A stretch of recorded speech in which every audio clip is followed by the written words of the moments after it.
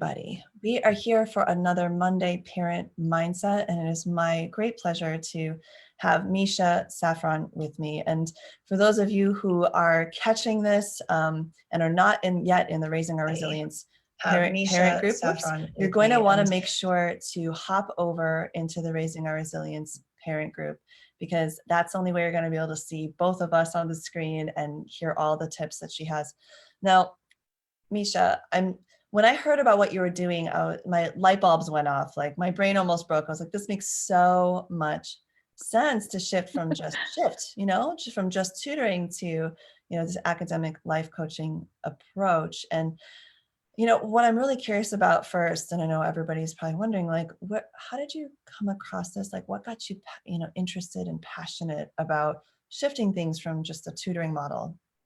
Yeah, tell us about it. It's so curious. Yeah, great question. Yeah, thank you. So I've been a teacher. I was a teacher for 30 years, teaching French and Spanish, middle school, high school, college. And on the side, because teachers don't make a lot of money, I was also tutoring Spanish or French or even ESL. And I ended up going through some chronic condition as a result of a car accident, and realized I needed to do more than tutoring. And I also realized that students needed more than tutoring. So I reached out to a friend of mine who is also now my mentor, Gretchen Wegner, and she is the founder of the anti-boring approach to powerful studying. And it combines, so I call myself an academic life coach, and it combines this notion of working with a student. I have students as young as 5th grade through freshman year of college. That's my age group, so 10 to 19 years old. And working with them to develop their executive functioning skills. It's different than being a tutor because I am not working with them on a single subject necessarily. I may be working with them on multiple subjects, but not on the content of those subjects. How to organize themselves, how to plan their week out, how to put things on a calendar, how to remind themselves, how to email their teachers and advocate for themselves. So it's much more, and I can be involved with their teachers, and if they have an IEP or a 504 or a student study success team or a therapist, I am also part of that team. And I just love working with kids. So that's well, it makes so much sense that you'd want to stay, in touch with those students. And what I'm hearing is that you identified a bit of a gap. You're like, well, if kids are just getting content from the adults in their lives, who's teaching them those practical studying skills, those executive functioning skills, like time management, like you were mentioning, and, being able how-tos themselves, like the actual process of learning so that they can have that for themselves. Like, what a great. Exactly.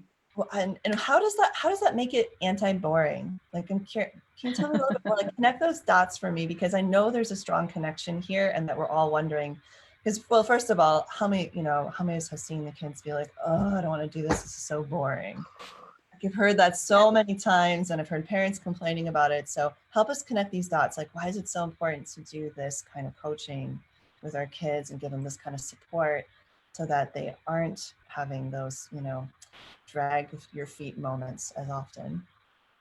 Yeah, that's a great question. And actually, there's a few answers to that. So one, I'm not boring.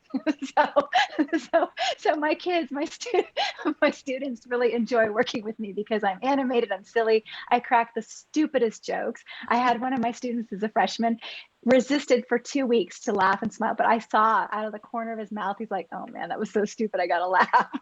So I'm not boring. But the second piece is to really help them.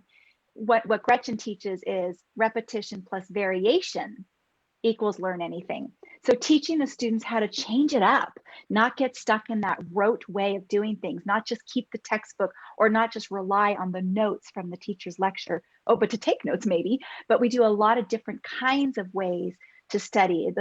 So, you said earlier, the process, it's the how-to. I remember, I think, watching one of your videos where you're talking to your families about helping their kids with, well, you got to clean your room. But instead of just saying, go clean your room, what's the process to cleaning your room, right? Well, we pick up one piece of thing, we fold it, and we put it in a drawer, and yay, we did it. So I'm also working with my students to celebrate themselves. So that takes away the boredom, right? If they're willing to celebrate themselves, that can be a little challenging, especially my teenagers.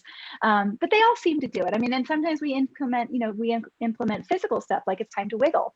My 5th and 6th graders love to wiggle. And we just wiggle together, right? Everybody can do it. And we make noises. But really the key to the actual skills that they're building is to create a pattern of variation. And then we also go back and retrieve stuff. It's called space retrieval. We go back and we say, okay, yeah, granted, you took this math test, but the next math test is going to include this math test. So now let's incorporate, how are we going to go backwards and take the information we knew or we crammed to do for this test so that now we know it before we get to the next test. And I work with them to do that as well. So the boring piece is really when kids just keep everything the same because that's all they know. And so I work with them to change it up a little bit. Well, the other thing I'm hearing, but I just have to say one more time, if you want to watch the rest of this, you've got to go jump in the group. We'll see you there, okay? So the thing I'm noticing here is that there's a lot more than just sort of study strategies. Because sometimes we hear, oh, there's this approach to learning, and we're like, oh, there's just going to be some study strategies. But I'm hearing some other kind of motivation hacks, and I've shared some of these with my families too, especially with the younger crowd, since you tend to work with the older crowd. That if you lighten it up a bit, sometimes just making it fun, making it silly, just taking yourself and the situation a little less serious. Like, it doesn't always have to be so serious. Like studying is like this grrr, like you kind of buckle down and get really stiff and just have to focus and work so hard. Like you can actually have fun. You can wiggle, you can move your body, you can, and actually we learn better when we're in a better mood. That's what the research shows. So why not find ways to celebrate and move our bodies and have fun and be silly? Yeah, I love it. Misha, that's so great. Yeah, and it's a combination of what I gained from my mentor, Gretchen, and what I am myself. I mean, teaching for 30 years, yeah, there were days where I was probably pretty boring, but it was kind of like I would notice when I'm stuck in a rut and then I have to liven it up again, and change things up again. One of the things that I think is critical in changing it up is, most parents, I think, know, maybe they don't because they haven't been in a classroom a long time, is that teachers in the classroom try to change the activities more frequently to keep the kids engaged. And so that's what I do with my students to work on, well, okay, this project you said is going to take you 90 minutes or 40 minutes. We need to break it down and let's do 10 minutes, celebrate that, take a breath, stand up, turn around, hokey pokey, whatever, and do 10 more minutes. And so that also keeps it from being kind of. I see. Yeah. So like when you talk about that scaffolding kind of thing, like you kind of break it into smaller pieces so that you can, celebrate along the way and sort of get that. I know that there's like even some brain chemistry involved there, right? Where like I've heard that even making a to-do list and every time you check it off, you get this little hit of dopamine in your brain. That's absolutely, absolutely. Like reward circuitry gets lit up, and that's just motivating. It's positively reinforcing. Now, Misha, from what you just shared, what would you like parents to know about when their kids are bored? Just one, like if you could pick one thing, and then anyone who's here listening, after she's gonna take a moment with us, and after Misha shares this, I want you to write what you hear in the comments, okay? Because it's like this little takeaway from what she just shared. One thing, yeah, or two or three. I know you've got so many. yeah. So the dilemma is, okay, let me just make sure I'm understanding the question. What can parents offer to their students to make things less boring? More like, what do you want them to know about when they see their children expressing this feeling of boredom? Right? They're like, I'm so bored. Yeah. Like, what is it and what is it not? Because I think you've got the perspective. Because oftentimes, here's what I see happen is oftentimes the parents will think it's a discipline issue. And that it's like the kid is not willing to, or doesn't have the willpower, or maybe something else, right? They're not, so I'm curious, like, what is it not when you see your kid being bored? Right. Yeah.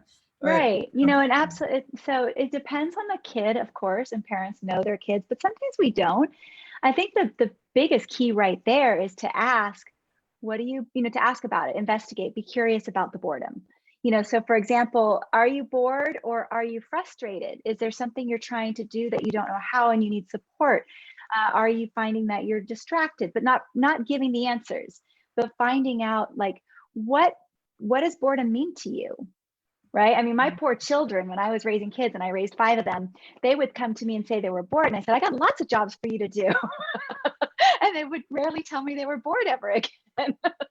But what I probably could have done was said, I'm really curious about your boredom. Like, what are you bored with?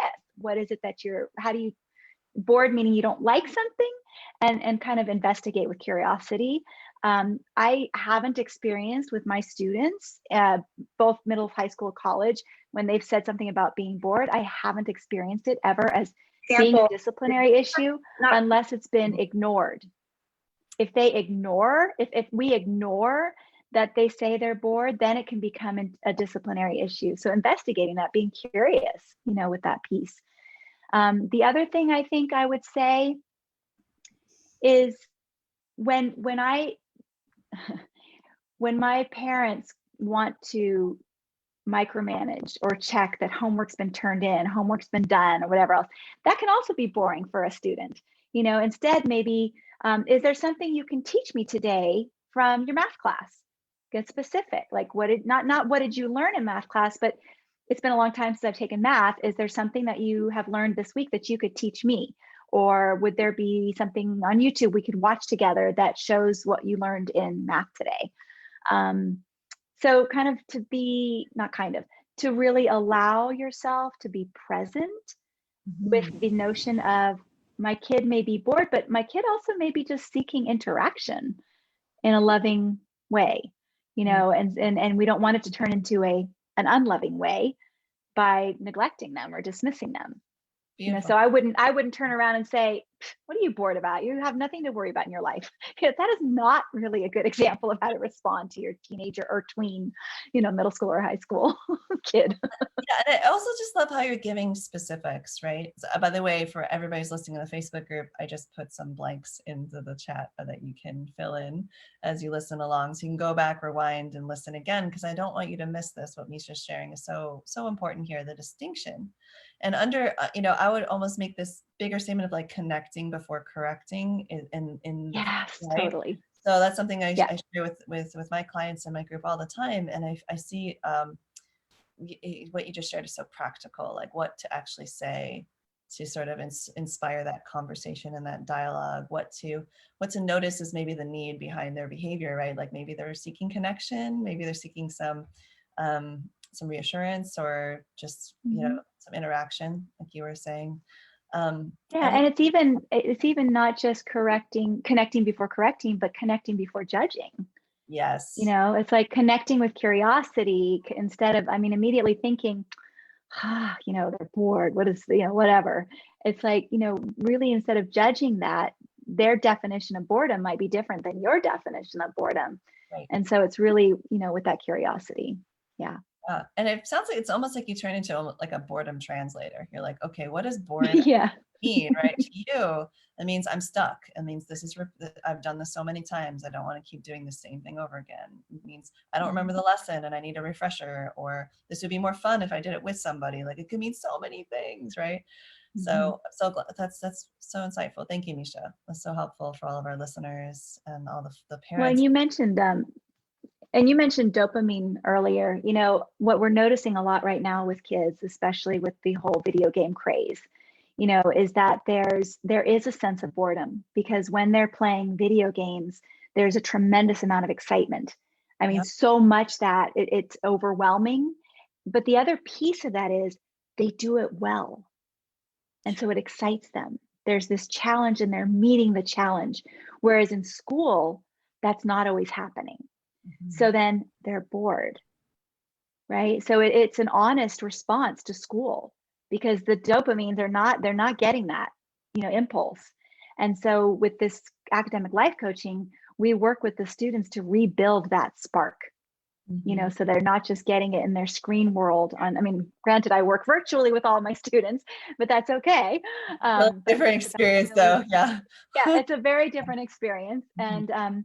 And it's generally, it goes by really fast. They're like, oh, 45 minutes, we're done. Okay. But it's definitely transferring and figuring out a way to balance all the dopamine that coming from different directions, especially this huge amount of screen time that many of them have had.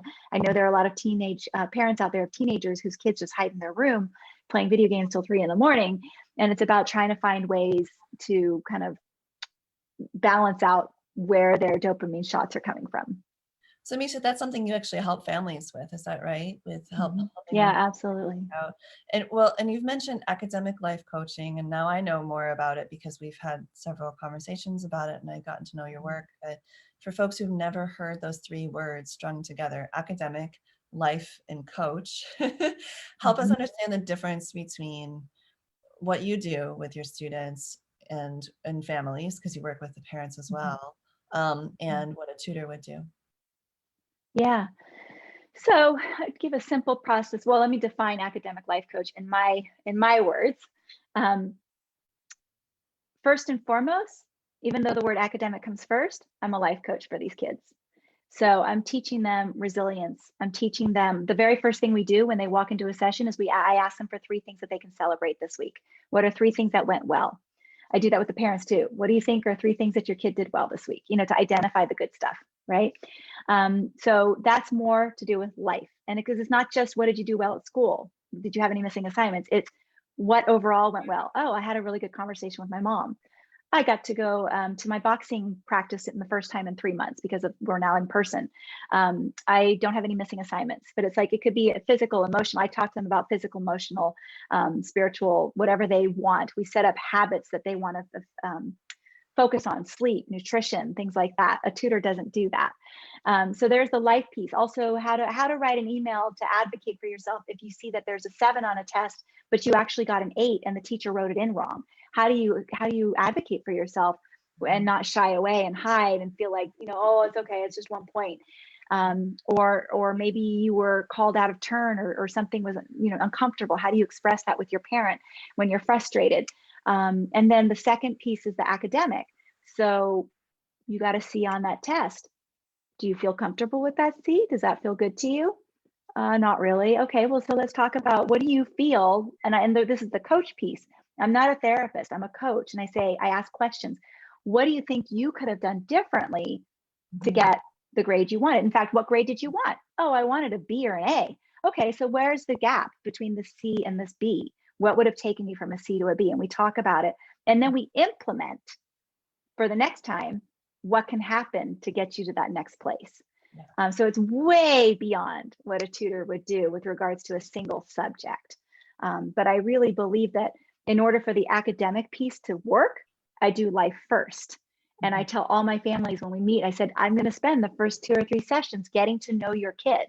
What makes them excited? What makes them upset? What makes them move? What makes them not move? And then I can dive in to help them retrieve whatever challenges they have in school or prepare them for future so that they don't have these challenges.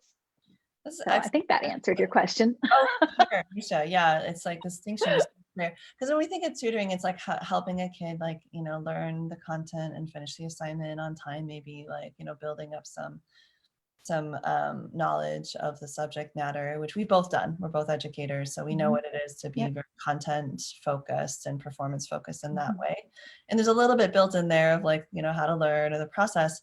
But you really take a step back and treat the child holistically is how I think of it, or like, Absolutely. I think there's even something beyond that. You're not just pointing things out to them, you're helping them be able to see it for themselves too. Like the way you ask these engaging questions of like, well, what, if you wanted A or B and you got to see like, what did you do and what didn't you do? And like, what could you do next time? I love how it just seems like a really great way to construct their own sort of approach to all kinds of things in life. I can imagine this spills over into, all kinds of areas where they take better care of themselves, they have more self-awareness, stronger sense of identity, all these things. So great great like skills for for life, like you said. Yeah. Yeah. Yeah. Totally. And the beauty is I'm not the only academic life coach out there. I'm in a cohort of like 10, 12 academic life coaches across the country and even in Bermuda. And we have a fabulous, mentor, and we get together, the coaches, we get together once a week and we talk about what's our challenge this week. One topic we had many weeks ago was what do we do when a kid says, I don't know? And then they say, I don't know again. And then they say, I don't know again. And we work through like, how do we work with a kid who says I don't know? Well, we investigate. What does I don't know mean? Yeah. Just kind of like, what does I'm bored mean? And so it's exactly what you just said. We're empowering the student with questions for them to really identify. And we all know the kids know more than they say they know. We all know And it. they also And don't yet there are some appreciate kids it. that don't.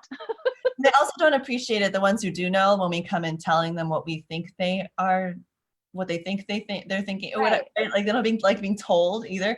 Um, Yeah. yeah, although sometimes they'd love for us to do the work for them, which is what you probably like make Oh, sure yeah. not to do. Yeah. We have to make sure we're not trapped into that one. Yeah, which a lot of parents do get trapped into. I mean, I'm like, we're all guilty of at least once, like doing your kids' work for them to get it in on time, or doing the bulk of the lion's share because they're having a tantrum or something, right? Like it happens, and so this is really shifting away from. Which Yeah, I want to interrupt you on that one. I yeah. want to encourage all parents right now, Hmm. let your kids fall. Let them fall, let them fail. Yeah, If they don't finish the assignment, let them learn how resilient they are by not turning in the assignment on time. hmm, And then talk about what happened and what could happen next time. If we do it for them at the last minute, yep, they'll just keep depending on us to do that. yeah, It's really important. And it's not like, I mean, if you're in middle school, it's not as traumatic. Maybe high school, there's a little bit more risk, but there's still a way to back off a little bit, not micromanage that opportunity, and then help them understand what happened, or hire a life coach, academic life coach, and I'll do the nagging for you.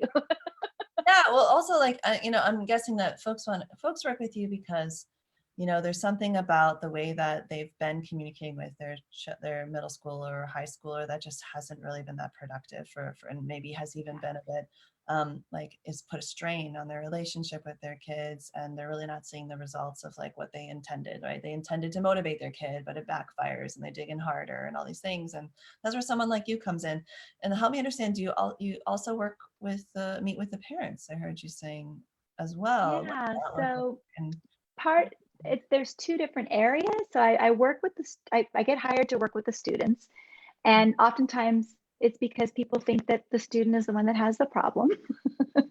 And the reality is it's a family problem most of the time, but not really a problem per se, but just an unknowing, right? And so, for example, I will start with working with the students, and with every family, they get a 20-minute parent conference every month that they're in contract with me. And so they get that 20 minutes to really talk about what's been going well, what are their struggles, what are their challenges, what do they need me to do that they don't want to do anymore. I have two moms in particular that, will you please do the nagging? I'm like, yeah, that's why you hired me. I will nag your kid and you can enjoy your family again. That's the whole purpose. But I do have a couple moms now that I'm working with privately. And I'm working with them on how to communicate with their teenagers, how not to communicate with their teenagers. There's a lot of enmeshment and codependency, and it can be really challenging to enjoy your family when you're at odds with each other constantly, because you think you're doing a really wonderful thing by helping your kid, and your kid's trying to be independent and getting mad at you. It's like there are ways to kind of, soften all of that and step back a little bit. So I definitely work with parents, and I work with the kids, and I work with the families together. I don't often have family meetings, but I have, because sometimes we just need to get on the same page together. Um, but yeah. it's the whole unit. Like you said, it's definitely a holistic approach. And I really feel committed to making sure, excuse me, that the finger is not being pointed one way or the other. So good. We're all responsible.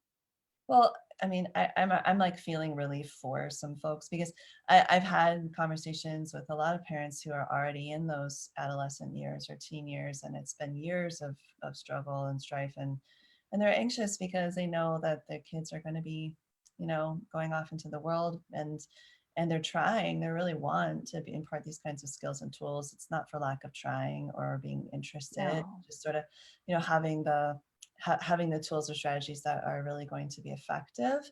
And I think that's where you come in. And then also, isn't it true that in adolescents, a lot of times they just need another adult to kind of be one of their mentors? Like, it can't rest completely on the shoulders of the parents to guide their kids. Yeah.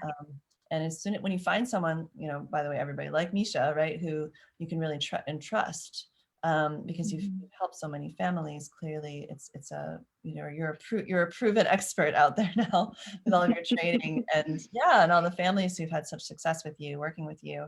Like, it can take a bit of a burden off of the parents, and also really bring in a lot more new resources to the whole family system. Yeah.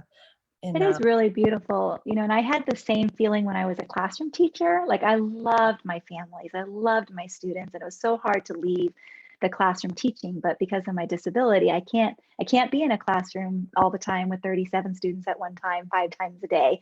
But I will say that there is a connection that happens as a result of bringing another person on your team. Yeah. And the old phrase, yes, I know it's a cliche, it takes a village. It's so true. It is really true. It's still around for a reason, It is right? still around for a reason. Yeah. Absolutely. And I think that when families, that's one of the first things I say to parents when they come to me to even just the consultation. They apply to meet with me and we have a consultation. The first thing I say is, congratulations, kudos to you for knowing you can't do all of it. Yeah. It doesn't mean you're a bad parent. In fact, it means you're a great parent, because you know that you can't be the only go-to source for your kid. Especially That was my biggest lesson with raising 5 kids. As soon as they got to adolescence, like, how about you help me out? Like, whew, take a step back and let these other people influence, because I trusted these people. Yeah. Right. Yeah. And I think we do that with sports coaches and other places. And for some reason, it's just like so normalized in our culture. Like, of course you would have a soccer coach or baseball coach, whatever the sportive or hobby of choice is. And there can be some of these skills that come through this way. But I think there really is a big gap out there that you and your cohort of academic life coaches are filling, which is like, how does that happen in the learning space? Because also what I've noticed is that in most school systems, the relationship between the student and the teacher are further and further apart the older they get. And it's actually at these pivotal moments of adolescence, in middle and high school, where they're making big life decisions, like whether they're going to go to college, where they want to go, what they want to study, why, that they need another adult, in that academic space with them, helping prepare them for life. So I love what you do, Misha. I'm so excited that so many people get to have this. Now, I want you to give us a little tiny tidbit around executive functioning, because I know this is your jam, this is your sauce. Like, you help your kids with executive functioning. So if you could break down what it is and maybe give us one idea, of like how you help the kids with their executive functioning that parents can know about. Yeah, absolutely. So the first thing I will say about executive functioning is it's adulting. What we call adulting. It's what we call adulting. That's what I heard, and I loved it, and so I kept it. And so we expect our kids to know how to do certain things at an age that they're not ready to. Typically, executive functioning does not solidify until after 25 years. So we're talking about a 25-year-old having these skills now that they can really start to use. They may be aware of them, they may pick up a few here and there on the way, but by 25, they are ready here, frontal lobe, to really do these skills. So now I'll tell you about 12 of them. Self-restraint, right? Not reacting, but responding. Working memory. Emotion control. That's also part of the reaction versus response. Focus. And I know a lot of families out there have students with ADD, ADHD. So now you're talking about beyond the age of 25, right? Task initiation. So I've got these 5 things to do. I need to know when to do them and how long it's going to take me. So that then goes into planning and prioritizing, organization, time management. And we do a lot of that. Defining and achieving goals. What are your goals? And maybe I'll say, okay, in 5 years, where do you want to be? I don't know. In 3 years, I don't know. Tomorrow. Well, not in trouble. Okay, where do you want to be? Not in trouble. Like, and then observation, flexibility. Flexibility can be really hard for kids. It can be really hard for adults. Oh yeah. And then finally, stress tolerance. There's been a lot of stress this year. Mhm. So our kids have been going through. This is something that our generation has never been through, where all their peers were completely taken away, whisked away by a pandemic, right? And so needing to be able to tolerate the stress, the adults were having a hard time with that. So all these things I mentioned are executive functioning skills, and they are needed to basically facilitate behaviors that are required to plan and achieve. And it's kind of been a catch-22 this year, especially. But in most years, we can take one skill at a time, build them, build them, build them. But there's a reason why students are learning English, math, and science in elementary school, middle school, high school, and then college. We need to keep working on it, right? They didn't just learn English in elementary school and then they were done, Right. It's right? not You a have to, one-time deal. it's not Yeah. a one-time deal. Yeah. Yeah. So that's pretty much what we're talking about with and self-monitoring, being Mhm. able to realize, oh, I just got distracted. I need to get back to this subject so I can finish it and then move to the next one or go play. But yeah, those are all executive skills and functions. Yeah, I mean, so I have hundreds of conversations with parents each month, pretty much, right? So like I have like all these people in the group, and then I talk to my private clients and in my year-long program. And I always want to pull out that nugget. So like, so what do parents need to understand? And what I think I got from what you just shared is that building executive functioning skills is a lifelong journey. It takes time. And a lot of that frontal lobe doesn't even come fully together until they're about 25. And so what we can do is continue to help them with each of these skills all along the way, like from the beginning to the to and onward when they launch into the world, and that prioritizing them can really make a difference. Is that right? Yeah, absolutely. I mean, when I meet with my parents before they even hire me, I ask them, what is one reasonable thing that you would like your student to accomplish this semester? And Mhm. then we meet at the next semester. But I only ask for one because we can't expect them to be able to swallow everything all at once. And Yeah, so sometimes it's going to be really frustrating for parents like, well, why aren't they doing this? Well, because we're working on this. And sure. this is going to require some time and attention. And as soon as they really start to get this, then we'll be able to do this. For example, I had a student I was working with. It took us 8 weeks to learn how to calendar things. Yeah, But now that student is like this, like we don't even have to look at their calendar. And it was exactly. amazing. I mean, and this is, Yeah, so the miracles will happen, the magic right. will happen, but there's really importance to saying, patience and only try to tackle one red mark, one reasonable expectation at a time. And I always say reasonable expectation because to say for a student has C's and B's, I want them to have all A's by the end of junior year. I It's too big mean, of a what leap. does that really? Yeah. Yeah, So yeah, yeah, and then is that something you help people do, Misha? Like help them figure out what is a reasonable expectation absolutely. in terms of like Yeah, what the next goal might be, rather like yeah, you can always have the vision for the end game, right? Like the having the end. absolutely. But like what is our next step? What's our next goal that we can Yeah. move up towards? And Yeah. I'll ask, what is the purpose of this expectation? When you have this expectation and you have this expectation, first of all, let's prioritize which one's most important. And then why do you want this expectation? What do you think is going to do to serve your child to have this accomplished? Mhm. And so we really evaluate. And I've had parents change their expectations, which is really good because that's a executive skill of flexibility. So Also like aligning their good efforts behind something that will actually bear fruit, like could be more effective or more constructive. Yeah, and see yeah, that change. Now we need to start wrapping, Misha, but what I don't want to do yeah, is leave people hanging about like how they can engage with you and learn more with you. And I know that you have for example, a free gift that you would love to offer everybody here in the Raising a yes. Resilient group. Yeah, and it's about Yeah, and I think it works for communication. all of your parents. Great. Yeah, and it's about communication, is that right? Absolutely. Yeah. Absolutely. So it's a very simple handout, but I had fun making it. And it's 3 simple steps to communicate compassionately with your middle or high school student. And what I suggest to people, and I think I even wrote it on the flyer, I don't have it in front of me right now, but I want you to actually print it and put it somewhere where you can see it. Because it's a winner. I mean, I really feel like you get this opportunity to practice, and you can even practice with your spouse, partner, sibling. As if those of you have kids, you can practice with other people first before you try it with your kids. But you really want to, yeah, I mean, practice makes perfect. I don't know what more to say. The link that I gave to Vanessa for you all to try is it goes to my email list. Once you get the download, which is this free gift, you can unsubscribe from my email list if you want. It's not a requirement to be on my email list. It's just a gift for you to have been here listening with me and Vanessa today. Oh, excellent.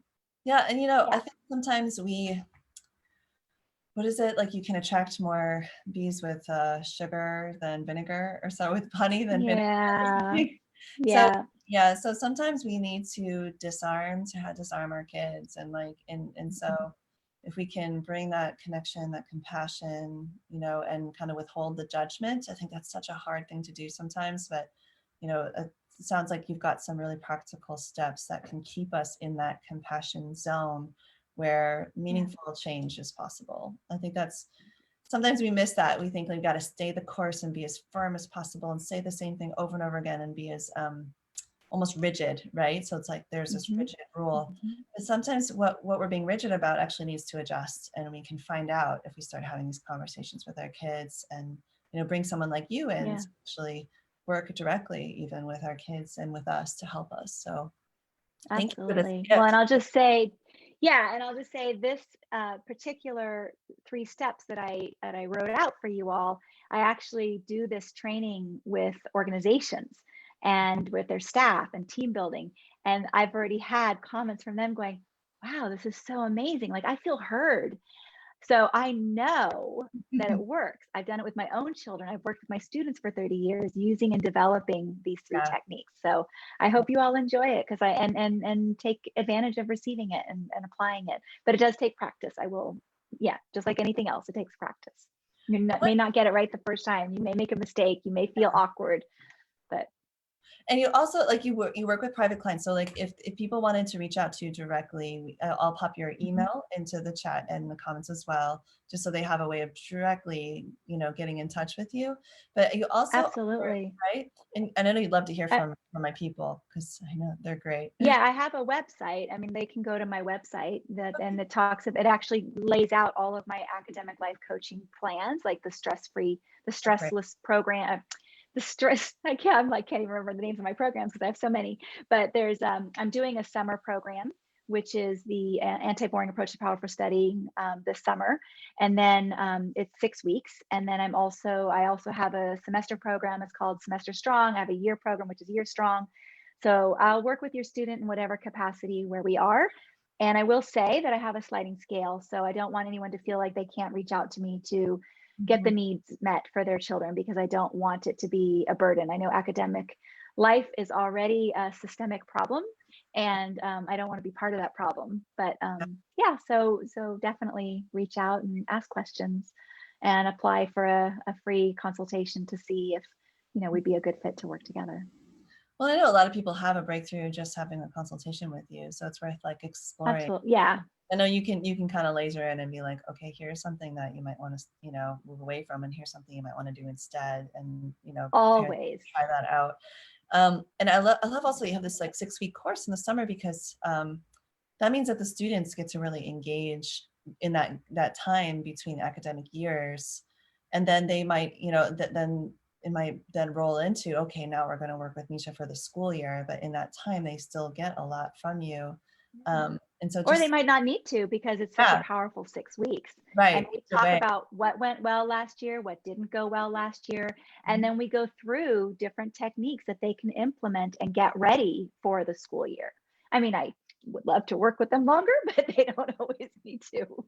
Yeah, that's You know, yeah, exactly, and that's where the that choice comes in, and that you were saying around how to bring in support for the family. But thank you for creating so many great options for families, Misha. This is really exciting, and I had to bring Misha in when I heard what she was doing. I was like, I know there are parents out there who are like, you're literally an answer to their prayers. Like they wouldn't have if they could have invented an academic life coach, they would, but they didn't know what to call it yet. That's how my kind of the light bulbs that went out for me off for me. I was like, yeah. oh, there, yeah, there it is. There's a solution that parents have been wanting. So, Well, I can't take credit for that creation. I'm just one of them. hey, yeah, it counts. It counts. Yes, It counts. it really does. Yeah, for sure, in a Yeah, big way. yeah. All these parents. Well, and I love what you're doing for your families. I mean, I'm constantly coming into your group and watching your videos and learn. I love that the flip your lid thing you did the other day. I mean, there's just so much value in. Yeah, I just love that we are a support system for our families, our children, and our future, because that's what our children are. So. So if you're at all like, finding something in this just intriguing or would love to, continue the conversation with Misha, I do really encourage you to grab her free gifts and maybe pop her an email, and then is your website sanfranconsulting.com? Did I get that right? It's actually not. It's you want me to type it in the chat? Yeah, if you would. It's Misha, it's mishasafran.com, but Okay. it's not, for some reason there's like been a glitch with the, so yeah, https whatever, yeah, yeah, anyways, www.mishasafran.com. Okay, excellent. Your name.com. We got it. Yeah, great. Yeah, Excellent. it's my name.com. Sometimes with HTTPS, sometimes not. Sometimes with www, sometimes not. I don't know what's wrong with the internet. Just maybe too many people using it lately. We're all on Zoom too much. But I just, Yeah. so Chris, thanks for joining us here on Zoom. I know we've had several people checking it out as well in the Facebook group. And I know that a lot of people like to watch these trainings, at different times of day. So yeah, so just congratulating all of you for taking the time and making the space to consider, a new approach or a shift that will, create that change that you're looking for, especially around your child's relationship with their schoolwork and with school. So yeah, and all the good things that come from this, Misha, thank you for doing the work you do and for taking the time to educate us in the Raising Our Resilience parent group. And we're just excited to hear more from you as we, kind of roll into the different seasons of summer and then going back to school. A lot of kids first time in person full time, and there's just a lot of transitions ahead. And so, yeah, we'll keep the conversation going with you and make sure that. Yeah, and all these parents who have been so resilient this year with the big shift that we had, please give yourselves a hug. I mean, that's like my biggest thing these days is hug yourself, hug it like it was a real person next to you holding you tight saying, good job, you really made it through. Yeah. That's so good. So thank you. Yeah. Okay, Misha, thank you so much. And we'll keep in touch with you. Really glad to have you here. All right. Yeah. Thank you. Sounds good. All right. Everybody who's listening, have a great day and be well. Bye. Yeah. And see you all next time. Okay, take care. Bye-bye. Bye.